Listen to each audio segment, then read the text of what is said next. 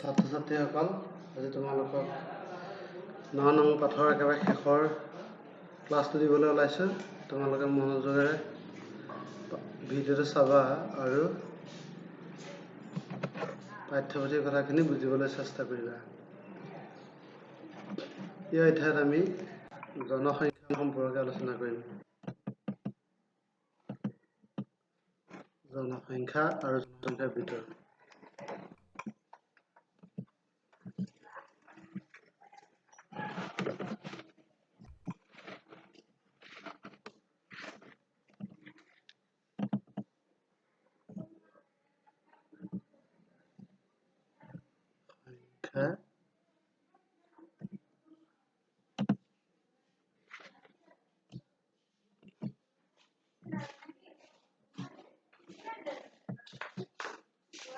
জনসংখ্যাৰ ভিতৰত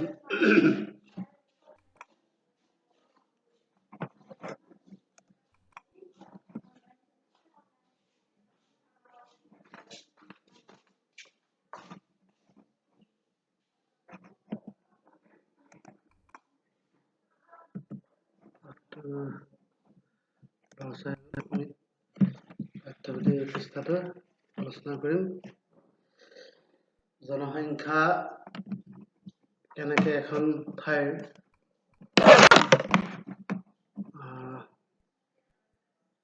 উন্নয়নৰ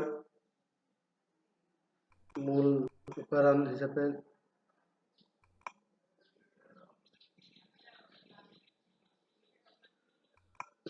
কি ধৰণৰ অৰ্থনৈতিক সামাজিক আদি সমস্যাবোৰ নিৰ্ভৰ কৰে জনসংখ্যাৰ ওপৰত, এই কথাখিনি আমি ইয়াত আলোচনা কৰিম। ভাৰতৰ জনসংখ্যা বুলি ক'লে ভাৰতবৰ্ষৰ সমগ্ৰ ভাৰতত যি জনসমষ্টি আছে, যি মানুহৰ সংখ্যা আছে, সেয়াই সেই ভাৰতৰ জনসংখ্যা হিচাপে জনা যায়। জনসংখ্যা বুলি ক'লে কোনো এটা অঞ্চলত স্থায়ীভাৱে বসবাস কৰি থকা মানুহখিনিক সেই অঞ্চলটোৰ জনসংখ্যা হিচাপে বুজা যায়। জনসংখ্যাৰ ক্ষেত্ৰত ভাৰত পৃথিৱীৰ ভিতৰত দ্বিতীয় বৃহত্তম দেশ। জনসংখ্যাৰ ওপৰতে দেশ এখনৰ অৰ্থনৈতিক সামাজিক আদি দিশবোৰ নিৰ্ভৰ কৰে। এই কথাখিনি এইটো পাঠত আছে, পাঠৰ অংশটোত আছে।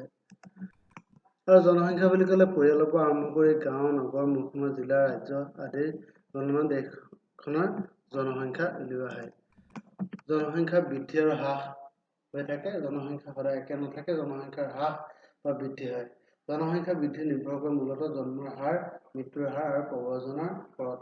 জনসংখ্যা হ্ৰাসৰ কাৰণবোৰ হ'ল প্ৰাকৃতিক দুৰ্যোগ, বিভিন্ন ৰোগ ব্যাধি, বিকট মহামাৰী, স্থায়ীভাৱে ঠাইখন এৰি যোৱা জনসংখ্যা হ্ৰাসৰ অন্যতম কাৰণ। আনহাতে জন্ম আৰু প্ৰব্ৰজন এইবিলাকৰ দ্বাৰা জনসংখ্যা বৃদ্ধি হয়।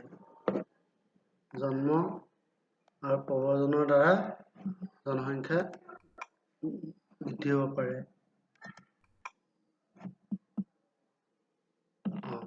জন্মৰ হাৰ, মৃত্যুৰ হাৰ, প্ৰব্ৰজনৰ ওপৰত জনসংখ্যা বৃদ্ধি নিৰ্ভৰ কৰে।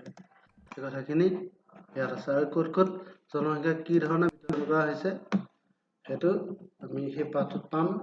পিছৰ ক্লাছত সেইখিনি আলোচনা কৰিম।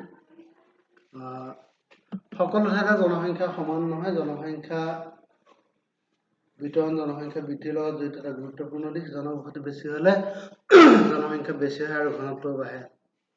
জনসংখ্যাৰ ঘনত্ব এইদৰে উলিয়াব পাৰে: ঠাইখনৰ মুঠ জনসংখ্যাক মুঠ মাটিকালিয়ে হৰণ কৰিব লাগে। মুঠ মাটিকালিয়ে হৰণ কৰিলে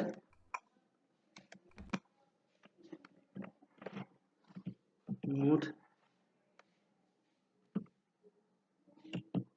মাটিকালিয়ে হৰণ কৰিব লাগে।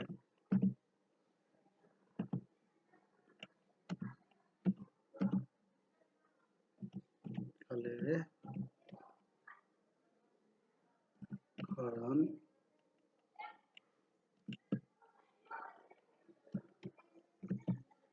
কৰিব লাগে। হৰণ কৰিলে জনসংখ্যাৰ ঘনত্ব পোৱা যায়। ঠাইখনৰ মুঠ জনসংখ্যা হৰণ মুঠ মাটিকালি সমান জনসংখ্যাৰ ঘনত্ব। ইয়াৰ পিছতে আমি কোন কোন ঠাইত কিমান ধৰণৰ মানুহ জনবসতি কিয় বেছি সেই কথা আমি জানিব পাৰিম। পাহাৰীয়া অঞ্চলত জনবসতি কম, কাৰণ পাহাৰীয়া অঞ্চলত বসবাস কৰিবৰ কাৰণে সুবিধাজনক নহয়। আনহাতে নদী কাষৰীয়া সৰু অঞ্চলত খেতি বাতি ভাল হয় আৰু সেয়েহে তাত জনসংখ্যাৰ ঘনত্ব বেছি। ছাত্ৰ ছাত্ৰীসকল ইমানেই আছিলে আমাৰ এই পাঠটোৰ মূল কথা। আৰু যদি কিবা প্ৰশ্ন থাকি যায় তোমালোকে সুধিব পাৰিবা। তোমালোকে যোগাযোগত থাকিবা আৰু ভিডিঅ'টো কেইবাবাৰো চাই তোমালোকে কথাখিনি বুজিবলৈ চেষ্টা কৰিবা।